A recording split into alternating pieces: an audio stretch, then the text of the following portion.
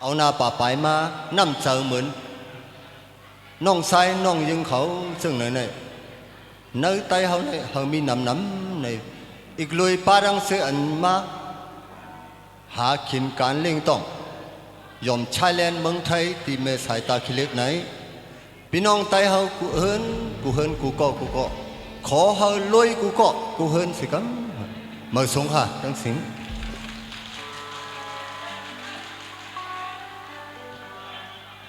ก็เปิดทั้งที่ห้องในปันความปลุกหนึ่งก็เพราะว่าพี่สายเมา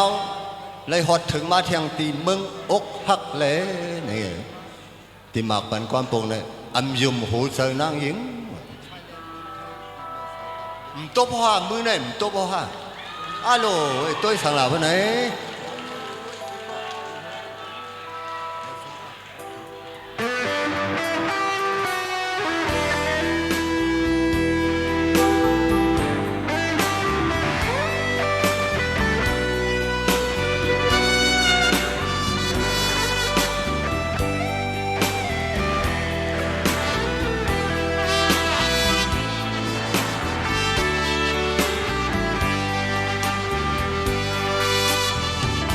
ปากวันลัดความไปมาลีฮา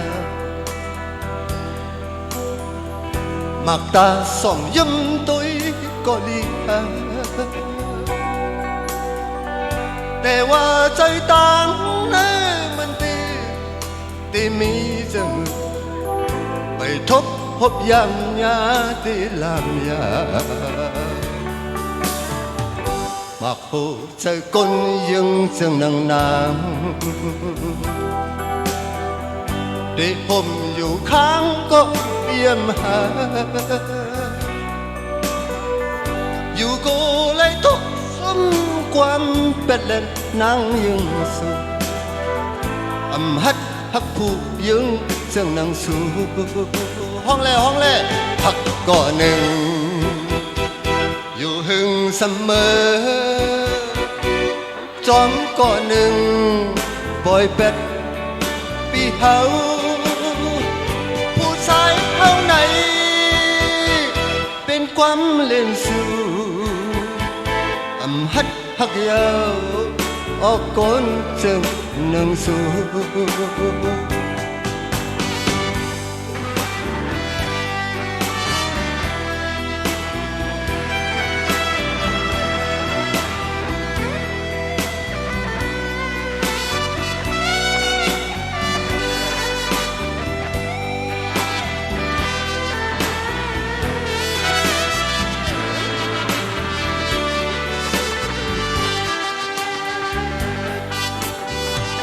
ปากวันลัดความไปมาลีฮักมักตาส่องยิ้มตัวก็ลีฮักอยู่ว่าใจต่างนั้นมันที่มีจึงไปทบพบยามยาที่ลำยามักหูใจคนยึงจึงนางแต่ผมอยู่ข้างก็เปี่ยมหาอยู่ก็เลยตกสมความเป็นนางยึงสุฮัดฮักผู้ยึงจะนั่งสูฮักก็หนึ่งไปหึงเสมอจอมก็หนึ่งปล่อยเป็ดปีเฮาผู้ชายเฮาไหนเป็นตั้งเล่นสู่ไว้กะขันฮักก้นจึงนั่งสู่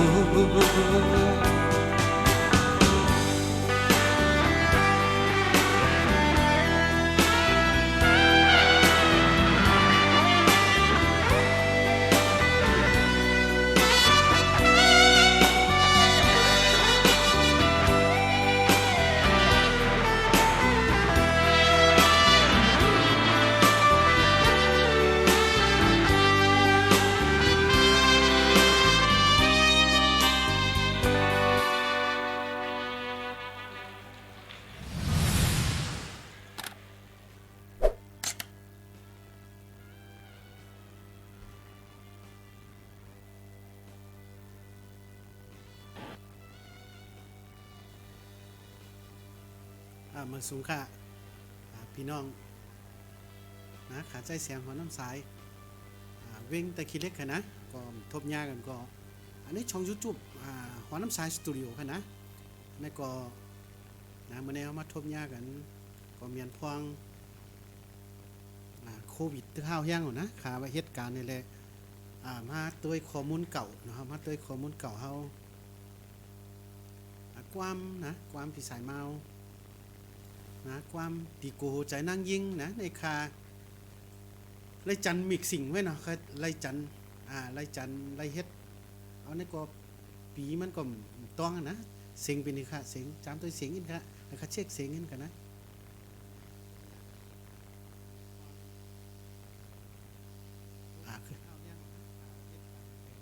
โอเคพอเสียงมากแล้วนะอันนี้ช่องยูทูบกันเนาะในช่องยูทูบพอน้ำสายสตูดิโอค่ะนะก็คลิปหลายๆคลิปก็คำหลายลงในค่าใครบอกว่าเหมือนเร็วตีในช่อง YouTube ในก็ไล่2ช่องเหมือนกันนะแล้วก็คาดิค่ายกับช่องเฮาว่าสอนกีตาร์ออนไลน์เนาะออนไลน์ในช่องตีคาปันไว้นะใจเสียงหอน้ำสายนะแล้วก็ลองไปมอนก็มีเหมือนเก่านะแล้วก็อย่าลืมนิกติดตามจ้อมกันนะค่าค่ายกับแล้วก็อันนี้ก็ใครเฮอมันเปลี่ยน2ช่องกันนะใครเฮอมันเหมือนจังว่าลองเสียงลองเจิงเฮาไว้ช่องไหนเนาะแล้วก็ลองไปมอนเฮาก็เหมือนเร็วในมีพี่น้องไต้เฮาสนใจเนาะก็อยู่เฮิรนหลายๆนะใครเฮ็ดออนไลน์นะคัดตึกเฮ็ดคีย์บอร์ดในคาลงนี่นะคาลงใจเสียงของน้ำสายตีนาเนี่ยนะอย่าลืมติดตามในกำคาเพราะขาถ่ายทอดสดเจ้าในคาดีเปะลิงก์มันไว้กันนะเอาขึ้นมาตัวนะความในก็เปลี่ยนความปีสายเมาเนาะห้องไว้แต่ก็อันมาไกลได้ก็คาอะไรกัดตีจอมปวยแหละเฮามาถ่อมเฮ็ดกันนั่นน่ะนะต้นฉบับมันนะต้นฉบับมันในหลายๆปีข้าก็ต้องนะข่อยไม่ห้างหนุ่ม3 ปีเนาะขึ้นมาถ่อมตัวว่าในห้องอัดปีสายเมาต่อยไว้ยก็เสียงตึกเปลี่ยนจึงเฮามาตัวกันนะเสียงน้ำร้อยเย็นกำคำให้คืนเสียงนี่นะเฮามาต่อถ่อมตัวต้นฉบับเนาะต้นฉบับเป็นในเฮามาตัวค่ะ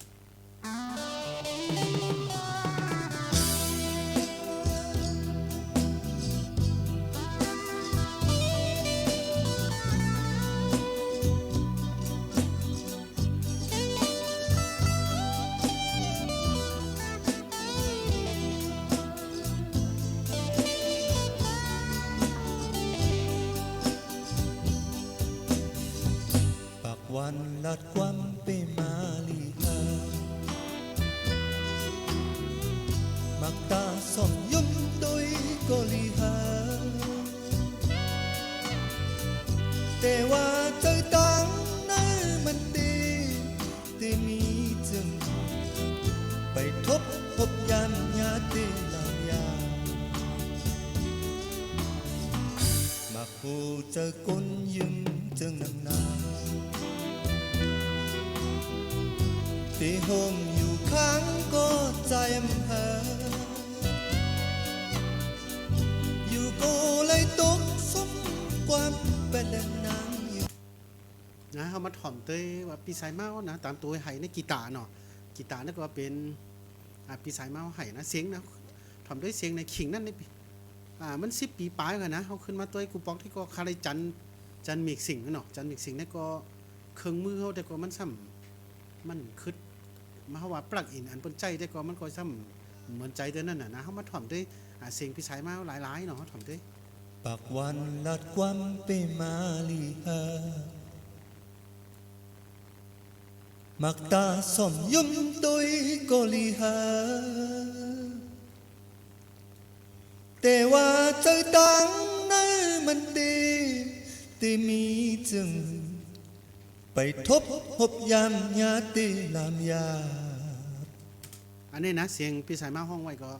พอเขาถ่อมเตยเข้ามาเตยขึ้นจังไหนในมันปอดีเมก็ไรวะนะว่าพี่สายมาห้องเพียงแคมมาเกินไหนเขาขึ้นมาตัวว่าเฮียงได้เมไหนก็ว่ามีผู้ห้องความนะที่คาไรต่อยไว้มีหลายๆก้อนะพอห้อมเอาเสียงในความอยู่ตายเมในเสียงมันเข้ากี้นั่นขนาดนะในก็ใครเฮอคู่ว่าพี่สายมาห้องเพลงมาเกินเนี่ยเหมือนเรื่องมันคึดกราบขนาดเสียงเฮาเหมือนจังว่าเสียงลมหายใจเป็นทีละเสียงมันเข้าขี้เฮ็ดจึงเสียงหายใจเนี่ยก็อย่างเฮาตุ้ยขึ้นนะเสียงหายใจมีกันในน่ะนะจังยินค่ะนะจังไหนเอาขึ้นนี้ ตีโฮมอยู่ข้างก็ใจมเฮิดอยู่ก็ พี่สายมาห้องเสียงหายใจในหมอสึงเต้ๆนะ โอเลยตกสมความเป็นนางยังสูอำฮักผู้ยังเจิงนางสูฮักก่อหนึ่งเขาใครว่านะยกก็กวางเนาะกำลังมาเต้กวางนะกวางในพี่สายมาต่อยอย่างใน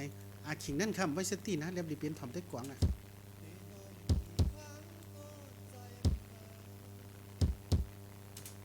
กวางในพวกข้าต้องพิษในเรียบดีเปลี่ยนตีโฟนะตีโฟนี่มันเปลี่ยนเจ้าเงินในกวาง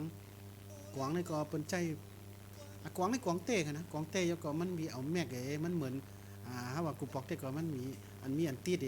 เข้ามาติดตีนากวางเรียบดีเป็นตีโฟนะตีโฟเสน่ห์เนาะจะแนวถ่อมได้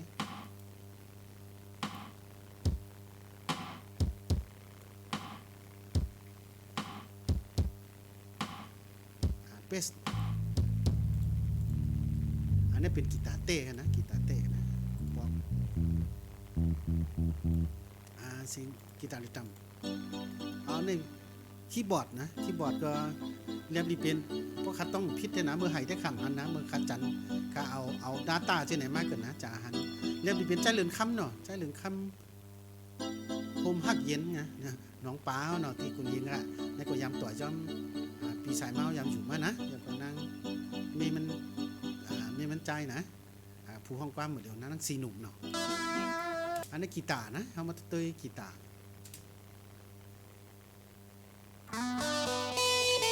นี่ตีโซโล่นะ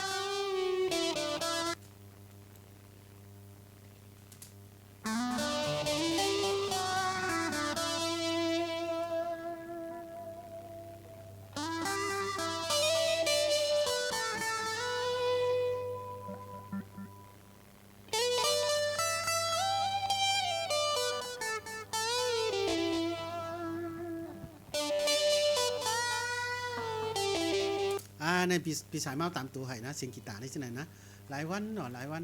ก็พวกคลิปที่ขาลงในช่องYouTubeนะจะเสียงของน้ำสายแต่ก็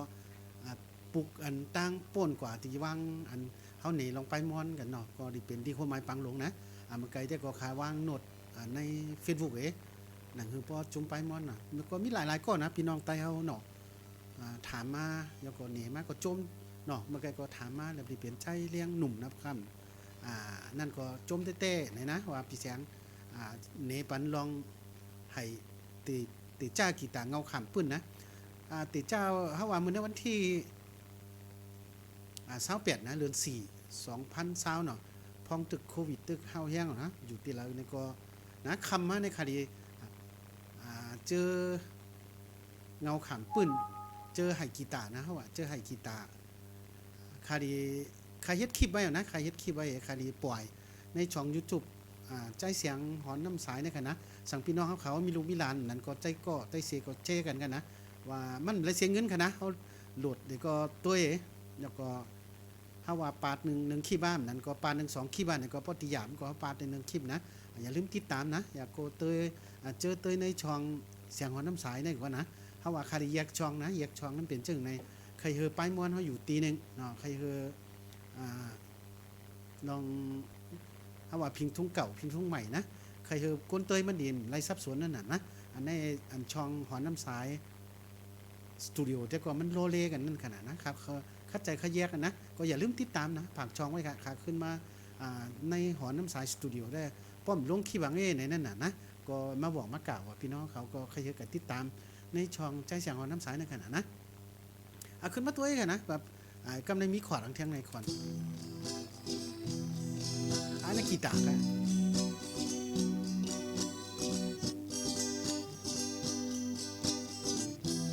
นี่เป็นซิกเอ็กก็มีหลายก้อนเนาะเพราะว่าทางตอนมาก็ตันว่าเนี่ยก็เขาดีเฮ็ดลายหอยซิกเอ็กเนาะมีนะทั้งเสียงหนุ่มเนาะพวกคำใน Facebook ก็ถามมานะซิกเอ็กในเลยต่อยจึงเลยนับจึงอันนี้ก็อย่าลืมใจเสียงหอน้ำสายกันนะในช่อง YouTube กันนะ Facebook ติค่ะFacebook จะก็ติค่ะบันส่งจะไหนกันนะในสแกนลิดกันนะสแกนลิดในเดบิเป็นยามาฮ่ากันนะเป็นเสียงแซกโซโฟนนั้นก็ดีเป็นเสียงพลัสกันนะ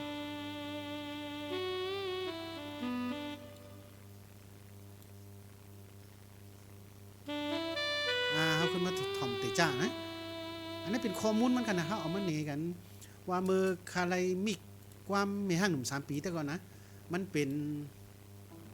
ซอฟต์แวร์เนาะซอฟต์แวร์นี่ก็เฮาว่าเป็นคอมพิวเตอร์แล้วกันนะปานมือปานมือข่อยมันจึงต้นแห่งมีโฮมเขาว่าของใจจังหารหน่อยเมาตั้งหักของใจลงติวเขาเจ้าในยก็เสียหลายมือวันซึ้นของใจหันเลี้ยงเขาเจ้าในแต่ก็เปลี่ยนมุ่นเทพกันนะก็หลายวันเนาะเพราะมันมีเวลานั่นก็มันสำดียุ่งยากอินกันนะอย่างได้เลยเอามันเหนียกันในตอนมันเป็นมุ่นเทพกันนะอัดปานขิงนั่นก็เป็นมุ่นเทพแล้วก็หลอะไรมาโตมากนะคะเฮามาคนคว้าซ่อหาข้อมูลนี่เลยอยู่มันเป็นพ่อนดีเนาะกูปอกในเหตุการณ์จังก็มาเดี๋ยวนี้ล้วนไปมอนไตเฮาเนาะล้วนไปมอนไตเฮาก็อันเฮ็ดนะอยู่แต่ละเฮ็ดตินั้นเฮ็ดความเนี่ยก็มีหนำมานะมีหนำมาเนี่ยก็เหี่ยวมันเป็นพ่อนดีเนี่ยได้เอามาเนกันกันนะเอาขึ้นมาถอมมาพิสัยเมาอันตั้งห้องไว้จึงเสียงนี่มันปั่นมาเป็นเลี้ยงจังได๋กำเดียวกันนะปั่นไว้เป็นเลี้ยงเนี่ยก็เจอหู้ก็รีเจิมหู้เนี่ยก็นะเอาว่ามาแล้วในเสียงนี่ใครถอมเสียงหลายๆเนี่ยก็ไล่น่ะนะ